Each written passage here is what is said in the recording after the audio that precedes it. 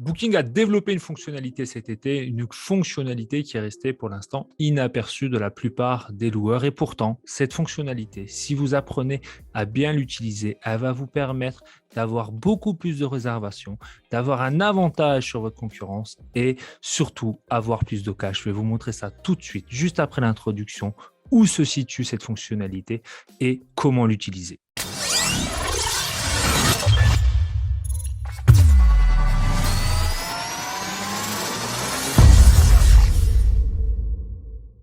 Bienvenue à toi sur la chaîne Automatique BNB, la chaîne qui te permet d'automatiser, d'optimiser ta location courte durée. Si tu ne me connais pas, je suis Nicolas, je te permets d'augmenter ton cash tout en préservant ton temps libre. Et aujourd'hui, je vais te montrer une nouvelle fois du concret. Je vais te montrer une nouvelle fonctionnalité de Booking. Et pour cela, on va passer derrière mon écran et je vais te montrer comment utiliser cette fonctionnalité et surtout comment la comprendre pour avoir beaucoup plus de réservations et augmenter ton cash.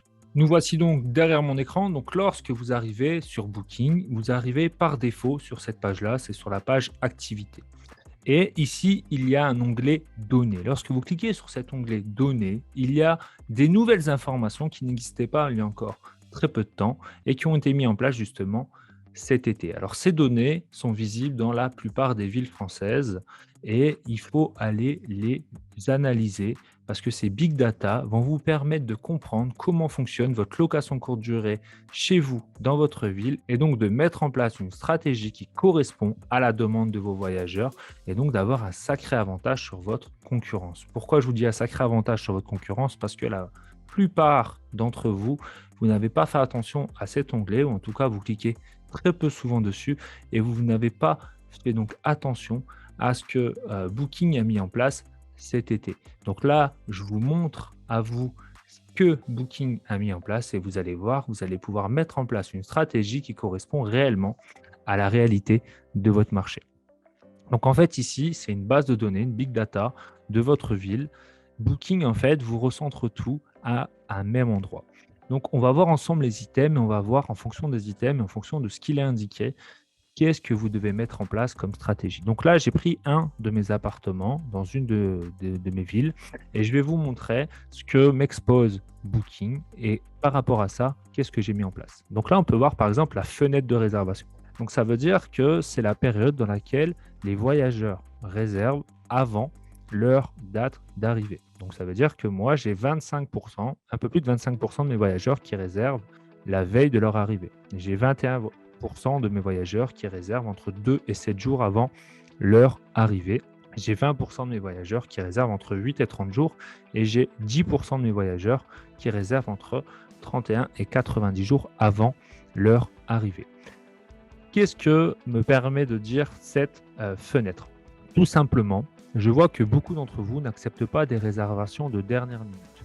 Or, si vous n'acceptez pas des réservations de dernière minute et vous êtes dans une ville où un quart des réservations se font à ce moment-là, ça veut dire que vous perdez 25% de potentiel. Donc, attention à ça, à vos fenêtres de réservation. Peut-être que dans certaines villes, ça correspond à une réalité de marché de ne pas accepter des réservations de dernière minute.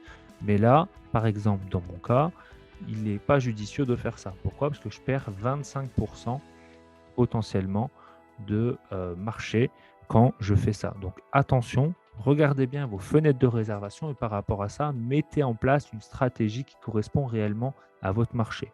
Sinon, ne vous plaignez pas que vous avez très peu de taux de remplissage ou que vous avez tout simplement à la fin du mois un chiffre d'affaires qui est faible par rapport à vos concurrents. Parce que eux, vos concurrents, vont savoir qu'il y a une fenêtre de tir de 0 à 1 jour qui correspond à 25% de demande et donc ils ne vont pas, eux, fermer ces jours-là. Donc, à un moment donné, mettez en place des stratégies, des choses qui vont vous permettre d'ouvrir pour avoir des réservations de dernière minute. L'automatisation vous permet notamment de faire ça avec l'envoi des messages automatiques ou l'envoi des codes d'accès à l'appartement via des serrures connectées. Donc, pour ceux qui pour l'instant, s'obstine à dire que les messages automatiques ou que l'envoi des messages de dernière minute avec les codes, ce n'est pas judicieux.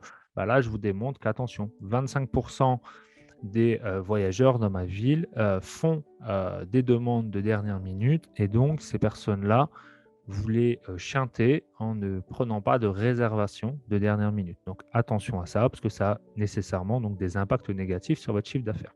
Ensuite, il vous montre la typologie de voyageurs. Alors la typologie de voyageurs, par exemple, nous, on peut voir là dans la ville où je suis que 75% sont des couples, 9% des voyageurs individuels, 8,92%, donc on va dire 9% des familles et 7% des groupes. Ça permet de savoir quel type d'appartement je dois proposer à la location courte durée ou en sous-location. Donc, par exemple, des studios ou des T2, c'est ce qui va correspondre le plus à des couples ou des spas, par exemple. Des voyageurs individuels, ce sera plutôt effectivement soit des T2, soit des studios. Des familles, on va commencer à aller sur des T3 et des groupes, beaucoup plus que des T3, notamment des T4, voire des gîtes, etc. Donc, on voit que dans cette ville, la demande sur Booking, c'est notamment des couples et des voyageurs individuels. Ça correspond à 85% des demandes. Ça veut dire que si vous souhaitez investir dans cette ville, il est important d'aller chercher plutôt des studios ou des T2 pour correspondre réellement à ce marché-là. Si vous allez chercher des T3, des T4 ou autres, il faut savoir, ça ne veut pas dire que ça ne va pas marcher, bien au contraire, mais il faut savoir que vous allez être sur une niche très réduite qui est aux alentours là, de 9% pour les familles pour des T3, ou si vous allez plutôt sur des T4 ou vraiment des grandes bâtisses, là, vous allez toucher 7% des voyageurs qui cherchent dans cette ville-là. Donc, ça veut dire que vous allez vraiment être sur une niche très précise. Il faut simplement le savoir. Mais si vraiment votre objectif, c'est d'avoir un taux d'occupation élevé, d'avoir un chiffre d'affaires élevé, d'avoir la possibilité dès le début de louer convenablement son appartement, je vous conseille de ne pas prendre ce risque d'aller chercher des familles ou des groupes, mais plutôt d'aller chercher des couples et des voyageurs individuels pour avoir en tout cas, de proposer un bien qui correspond à la plupart des demandes, qui sont donc des couples et des voyageurs individuels. Mais ça, c'est la typologie de ma ville. Il y a d'autres villes, je pense que la typologie est différente. Donc, il faut voir en fonction de ça ce qui est le plus judicieux d'acheter ou de sous-louer par rapport au type de voyageurs que vous avez. Ensuite, on peut voir que dans la ville où je suis, 57% sont des voyageurs français et 42% enfin 43% sont des voyageurs internationaux. Qu'est-ce que ça veut dire par là? Ça veut dire que dans votre location courte durée ou même dans vos messages automatiques, il est nécessaire de faire une partie en français et au moins une partie en anglais. Pourquoi? Parce que ça ne fait pas 50-50, mais en tout cas, une grande partie de vos voyageurs seront des étrangers et donc il faut qu'ils puissent comprendre rapidement dans les messages les informations que vous allez leur donner. Donc pour cela, il faut nécessairement écrire un minima en anglais et pareil, à l'intérieur de votre appartement, il sera important d'indiquer des choses en anglais. Par exemple, le code Wi-Fi, qu'il est peut-être interdit de fumer, les 3 meilleurs restos, les 3 meilleures balades dans votre secteur, et cetera, votre livret d'accueil, tout ça, il va falloir qu'il y ait une partie qui soit en anglais pour que justement vos voyageurs internationaux puissent comprendre ce que vous êtes en train de leur dire. Si vous parlez uniquement en français, ça va être compliqué pour eux et donc il y a une grande partie de vos voyageurs qui vont être en difficulté. Et donc, ça va en pâtir sur l'expérience client de ces voyageurs. Ça va donc avoir des effets négatifs sur vos commentaires. Pareil, on peut voir un item appareil. Donc, plus de 70% de mes réservations. Alors, ce n'est pas mes réservations à proprement parler. J'ouvre une parenthèse. Ce sont toutes les données liées à la ville dans laquelle je suis. Donc, ce n'est pas propre à mes réservations. Mais dans la ville dans laquelle je suis, plus de 70% des réservations sont faites sur un appareil mobile et 30% sur un ordinateur. Qu'est-ce que ça veut dire par là? Ça veut dire que lorsque Booking vous propose par exemple de faire une réduction sur l'appareil mobile, peut-être qu'il est judicieux de le faire pour justement se démarquer de la concurrence, sachant que plus de 2 tiers de vos réservations, ou en tout cas 2 tiers des réservations de la ville, se font via l'appareil mobile. Il est donc important peut-être de se démarquer de la concurrence en faisant une promotion spéciale pour tous ceux qui viennent de réserver via un appareil mobile. Donc je le répète, l'ensemble des informations qui sont notées là, ce sont des datas de votre ville et non des datas de vos propres réservations. Donc ça donne vraiment un aperçu global de ce qui se passe dans votre ville. Pour cela, ça vous permet de vous adapter et de mettre en place une stratégie qui correspond réellement à une demande locale. Ensuite, on peut voir les nationalités des personnes, des voyageurs qui viennent chez vous. Donc moi, en l'occurrence, par exemple, dans la ville que je suis en train de vous présenter, on peut voir qu'il y a des Français, des Néerlandais, des Allemands, des Belges et des Suisses. Ceci me donne plusieurs informations. Ça me donne comme information qu'une grande partie de ma clientèle est encore française, mais que une clientèle européenne est en train de revenir après le Covid dans la ville où je suis, et donc il faut que je me réadapte à leurs besoins. Par exemple, les Néerlandais, beaucoup d'entre eux, lorsqu'ils voyagent en France, soit c'est pour couper la route en deux, en tout cas dans la ville où je suis, ou soit c'est qu'ils sont en train de circuler en vélo, en train de faire un circuit qui traverse soit l'Europe ou soit la France. Donc pour répondre à leurs besoins, notamment par rapport au vélo, pour beaucoup de mes appartements, j'ai créé un local qui leur permet de stocker leur vélo. Et donc, le fait de faire ça, ça me permet pour moi de répondre à leurs besoins et donc nécessairement derrière d'avoir une expérience client qui est beaucoup plus satisfaisante pour eux et qui plus est derrière donc des commentaires positifs. Donc ça, c'était un exemple parmi d'autres, mais vous pourriez avoir d'autres exemples si notamment vous aviez des personnes d'origine asiatique qui viendraient. Peut-être qu'il faudrait traduire un ensemble d'informations soit en coréen, soit en chinois, soit en japonais. Tout dépendrait ici des pays qui sont affichés, mais vraiment d'adapter votre appartement aux besoins des voyageurs. Parce que ici, lorsqu'on remonte ici, on voit qu'il y a des internationaux. Par contre, là, on ne voit pas le détail. C'est ici qu'on voit le détail. Et donc, c'est grâce à ça que derrière, vous pouvez vraiment affiner certains points. Ensuite, les conditions d'annulation. Pendant très longtemps ici, nos remboursables, c'était plutôt à hauteur de 12%. Et depuis une semaine, je vois que ce chiffre est en train d'augmenter tout doucement pour se rapprocher là des 30%.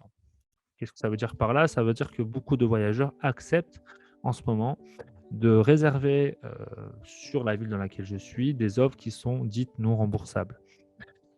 Ça m'amène à donc changer mes plans tarifaires. Jusqu'à maintenant, en tout cas depuis le Covid, tous mes plans tarifaires étaient avec des annulations gratuites. Alors au début, c'était jusqu'à un jour où on pouvait annuler sa réservation la veille de l'arrivée et on était remboursé. Après, j'ai étendu ça à 5 jours pour avoir un remboursement total. Et là, maintenant, je pense que je vais remettre une offre aussi non remboursable parce que beaucoup de personnes acceptent de reprendre des réservations qui sont non remboursables. Avant le Covid, pour rappel, moi, l'ensemble de mes réservations étaient non remboursables. Je m'étais adapté donc justement au Covid et donc à la situation en mettant en place des annulations gratuites pour avoir une flexibilité puisque c'est ce que recherchaient mes voyageurs. Et là, je vois que mes voyageurs dans la ville où je suis acceptent maintenant de reprendre des conditions non remboursables dans les séjours qu'ils prennent sur Booking. Je vais donc remettre en place des réservations non remboursables pour correspondre à leurs besoins, sachant que ce que je vois depuis une semaine, c'est que ce chiffre augmente au fur et à mesure, et donc c'est une demande de plus en plus accrue. Dernier point, la durée du séjour, c'est aussi une donnée très importante. Je vois que beaucoup d'entre vous mettent en place des durées minimum de 2 jours, 3 jours, voire plus, parce que d'un point de vue logistique ou organisationnel, c'est compliqué pour eux de mettre une nuit minimum. Dans la ville où je suis, je connais beaucoup de personnes qui mettent 2 nuits minimum. Ce qui veut dire qu'en fait, ces personnes-là, par défaut, passent à côté de 63% des demandes actuellement. Pourquoi? Parce que 63% des demandes actuellement de durée de séjour sur la ville que je vous présente sont de 63%, sont de une nuit, pardon. Ce qui veut dire que vous touchez en fait, pour ceux qui font 2 nuits minimum, uniquement ici, ce marché-là. Et c'est donc un marché très réduit par rapport à ça. Donc à la fin, par rapport à vos concurrents, vous vous trouvez donc en difficulté ou en tout cas sur un chiffre d'affaires qui est moindre, moins de réservations, moins de taux d'occupation. Et voilà, c'est un cercle vicieux. Et souvent, beaucoup de personnes me disent: «Je ne comprends pas, j'ai une belle annonce, j'ai un bel appartement, et cetera». Tout ça, c'est vrai. Par contre, le Covid a accéléré les choses. Il faut être de plus en plus professionnel. Et de plus en plus professionnel, c'est aussi analyser les datas et analyser les données. Et ces données-là, il faut les analyser pour que vous puissiez mettre en place une stratégie qui correspond non pas à ce que vous pouvez faire et à vos limites, mais à ce que les voyageurs ont besoin. Si ce que vous proposez ne correspond pas aux besoins de vos voyageurs, nécessairement, votre business va être en difficulté. Je sais très bien que vous allez me dire à un moment donné, oui, mais une nuit minimum, c'est compliqué. Oui, mais si je mets ici une fenêtre de réservation à la dernière minute, c'est compliqué également. Peut-être, je l'entends, mais à un moment donné, si vous voulez mettre un business en place, un business rentable, un business qui dure dans le temps, il va falloir que votre business soit aligné aux besoins des voyageurs. Si jamais vous n'êtes pas aligné avec vos voyageurs, un jour ou l'autre, vous allez être en grande difficulté. C'est comme tout service, si vos services ne sont pas alignés aux besoins des voyageurs, ou en tout cas du client, en l'occurrence pour un service, à un moment donné, votre service va disparaître. Donc, pour pas que votre location courte durée disparaisse, si vraiment vous voulez atteindre une indépendance financière, ou en tout cas atteindre vos objectifs grâce à la location courte durée, alors il va falloir passer par cette phase. Et en passant par cette phase, nécessairement, il va falloir modifier des choses dans votre location courte durée. Si vraiment vous voulez modifier des choses parce que vous êtes en difficulté, je le rappelle, je permets de faire des sessions stratégiques d'une demi-heure à 45 minutes. Vous cliquez sous le lien sous cette vidéo, vous prenez un rendez-vous avec moi et je vais pouvoir vous aider à mettre en place tout ça. Je sais que c'est quelque chose qui n'est pas si simple à mettre en place, mais je le répète souvent sur cette chaîne, mon objectif, c'est d'être transparent avec vous et également de vous dire la vérité. Je ne suis pas là pour vous vendre du rêve. À un moment donné, quand on fait de la location courte durée, on rentre dans un système, dans un business.